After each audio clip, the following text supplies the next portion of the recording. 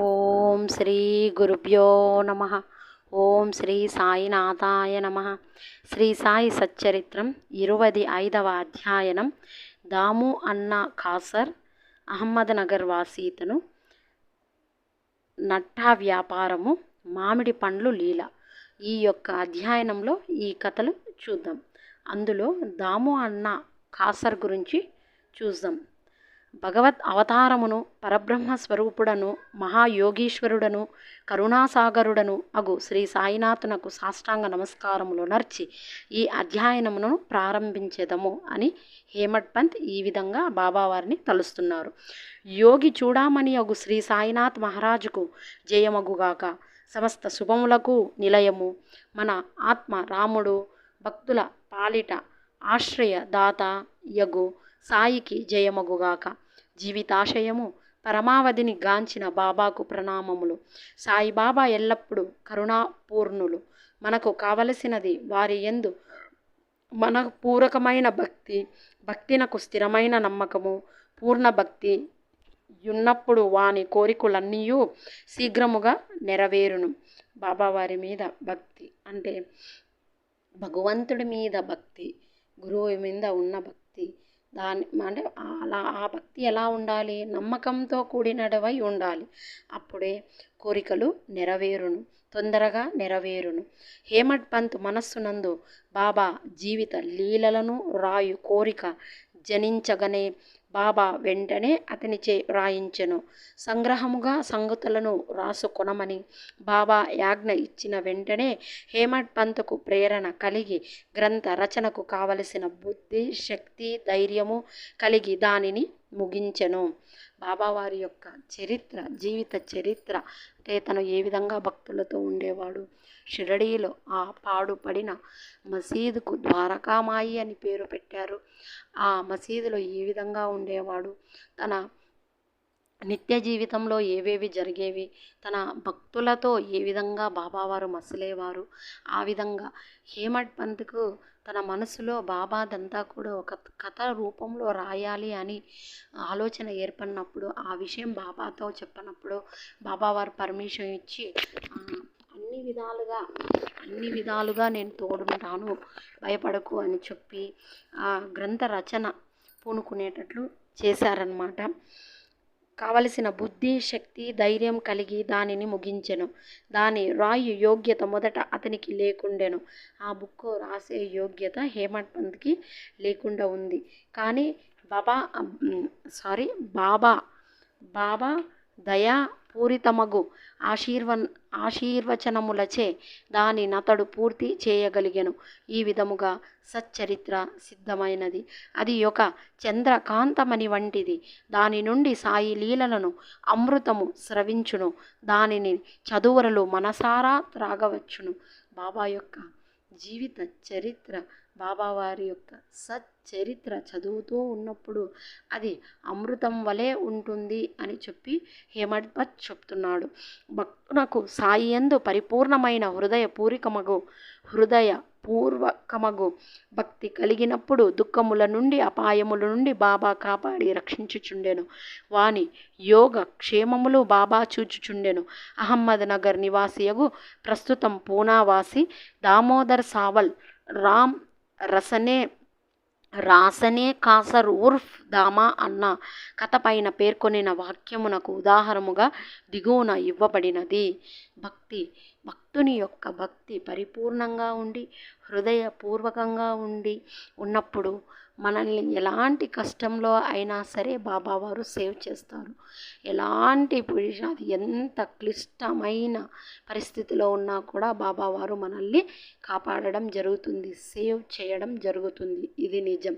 అందుకు ఒక ఉదాహరణగా ఇక్కడ దాము అన్న అనే అతని యొక్క కథ గురించి మనకి ఇక్కడ చెప్తున్నారు. దాము అన్న దామోదర్ సవారీ రామ్ రాస్నే. ఇతని పేరు దామోదర్ సవారీ రామ్ రాస్నే. అతన్ని దాము అన్న అని అంటున్నారు. 6వ అధ్యయనంలో శ్రీరామనవమి ఉత్సవ సందర్భమున ఇతనిని గూర్చి చెప్పితిమి. చదువురులు దానిని జ్ఞప్తి ఇందుంచుకొనియే ఇందురు. అతడు 1897వ సంవత్సరమున శ్రీరామనవమి నాడు ఉరుసు ఉత్సవమును ప్రారంభించినప్పుడు షిరిడీకి పోయెను. అప్పటి నుండి ఇప్పటి వరకు అలంకరించిన పతాకమొకటి కానుకగా నిచ్చుచున్నాడు.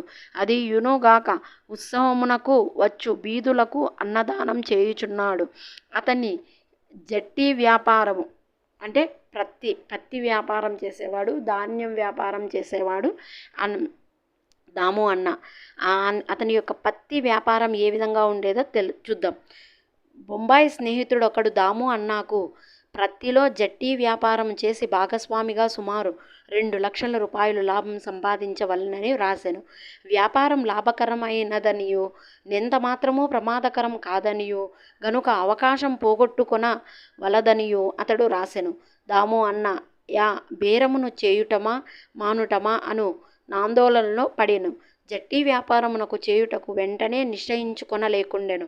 దానిని గూర్చి బాగుగా ఆలోచించి తాను బాబా భక్తుడగుటచే శ్యామాకొక జాబు సవిరముగా అంటే వివరంగా రాసి బాబానడిగి వారి సలహాను తెలుసుకొనమనెను. ఆ మరుసటి దినం ఆ ఉత్తరం శ్యామాకు ముట్టెను. శ్యామ దానిని తీసుకొని మసీదుకు పోయెను. బాబా ముందర పెట్టెను.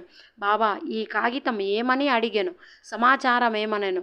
శ్యామ అహ్మద్ నగర్ నుండి దాము అన్న ఏదో కనుగొనుటకు రాసినాడ అనెను. బాబా ఇట్లనెను. ఏమి రాయుచున్నాడు, ఏమి ఎత్తు వేయుచున్నాడు? భగవంతుడు ఇచ్చిన దానితో సంతృష్టి చెందక యాకాశమున కెగురు ప్రయత్నించుచున్నట్టున్నది. వాని ఉత్తరము చదువుము. బాబా చెప్పినదే ఆ ఉత్తరంలో గల సమాచారమని శ్యామ ఈ విధంగా అంటున్నాడు. బాబా నేను ఆ ఉత్తరాన్ని చదవకనే మీరు ముందుగానే అందులో ఏముంది అనేది చెప్పాడు అనమాట. అంటే ఉన్నదాంతో సంతృప్తి పడు, లేని దానికి ఆశించకు అని ఆ వ్యాపారం వద్దు అన్నట్టు అనమాట ఇండైరెక్ట్గా. అది శ్యామ ఉత్తరంలో చదివిన తర్వాత శ్యామ ఈ విధంగా అంటున్నాడు.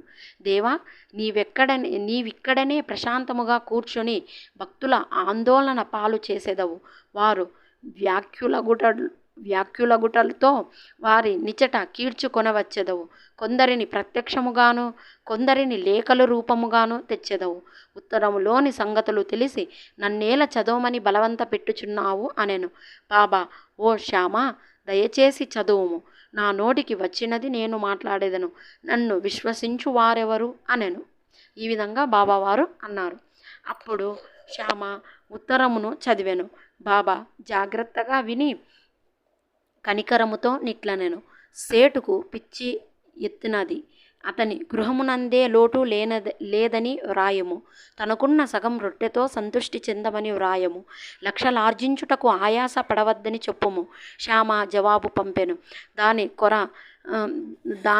దాని కొర కాతురతో దాము అన్న కనిపెట్టుకొని యుండెను. జాబు చదువుకొని అతడు తన యాశనంతయు అడియాస అయినదనుకొనెను. కానీ స్వయముగా వచ్చి మాట్లాడుటకు ఉత్తరం రాయుటకు భేదం కలదని శ్యామ రాయుటచే తానే స్వయముగా షిరిడీ వెళ్ళి బాబాతో స్వయముగా మాట్లాడవలనని అనుకొనెను. తన ఉత్తరం రాశాడు కదా బాబా వారికి. కానీ ఉన్న దాంట్లోనే సంతృప్తి పడమను, లేకునే దానికి ఆశించద్దు అని చెప్పి శ్యామ ద్వారా మళ్ళీ తిరిగి ఉత్తరం రాపిచ్చాడు. అప్పుడు అనుకున్నాడనమాట అతను ఏమనుకున్నాడు, దాము అన్న అంటే ఉత్తరం రాసేదానికి బాబావారి దగ్గరికి స్వయంగా బాబావారిని కలవడానికి తేడా ఉంటుంది అని చెప్పి ఆయనే బయలుదేరి వచ్చాడనమాట. బాబాకు నమస్కరించెను. బాబా పాదములు ఒత్తుచూ కూర్చుండెను. అతనికి బాబాను బహిరంగముగా జట్టి వ్యాపారం గూర్చి ఎడుగటకు ధైర్యము చాలుకుండెను. బాబా సహాయ పడినచో వ్యాపారంలో కొంత లాభం బాబాకిచ్చినచో బాగుండో అనుకొనెను. ఇట్లు రహస్యముగా దాము అన్న తన మనసులో అనుకొనెను. బాబాకు తెలియనిదేమీయూ లేదు. అరచేతునున్న యుసరికాయ వలె భూత భవిష్యత్ వర్తమానములు కూడా బాబా తెలిసిన వారు. బిడ్డకు తీపి వస్తువులు కావలెను కానీ తల్లి చేదు మాత్రలిచ్చును. తీపి వస్తువులు ఆరోగ్యమునను జరుచును, చేద మాత్ర ఆరోగ్యమును వృద్ధి చేయును. తల్లి తన బిడ్డ యొక్క మేలు కాంక్షించి బుజ్జగించి చేదు మాత్రలే ఇచ్చును. బాబా దయగల తల్లి వంటి వారు తన భక్తులు భవిష్యత్తు వర్తమానముల లాభములు గూర్చి బాగుగా తెలిసిన వారు. దాము అన్న మనస్సును గనిపెట్టి బాబా ఇట్లనెను, ప్రపంచ విషయములలో తలొగ్గుటకు నాకిష్టము లేదు. బాబా యొక్క అనుమతి గ్రహించి దాము అన్న ఈ పనిని మానుకొనెను. ఆ విధంగా బాబావారు ఇంకా కూడా డైరెక్ట్గా చెప్పకుండా ఇండైరెక్ట్గా కూడా చెప్పారనమాట. తీపి చిన్న పిల్లవాడు తీపి ఎంత కోరుకున్నా కూడా తల్లి ఇవ్వదు, చేదు మాత్రలనే ఇచ్చి ఆయన యొక్క ఆరోగ్యం బాగు చెయ్యును. అది చేదు అని తెలిసినప్పటికి కూడా బుజ్జగించి ఇచ్చును, కానీ తీపినే తినమని చెప్పదు కదా. ఆ విధంగా అని చెప్పి బాబావారు చెప్పారు. దాము అన్న అర్థం చేసుకొని సైలెంట్ అయిపోయాడు.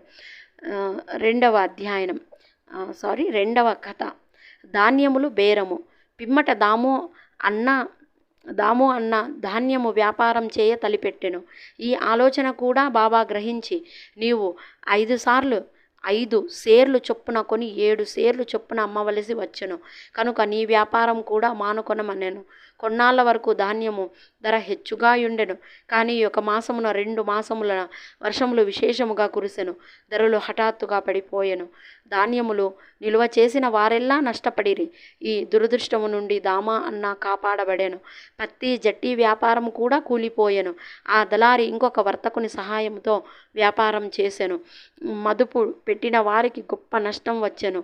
బాబా తనను 2 సార్లు గొప్ప నష్టము నుండి తప్పించనని దాము అన్నాకు బాబా ఎందుగల నమ్మకము హెచ్చును.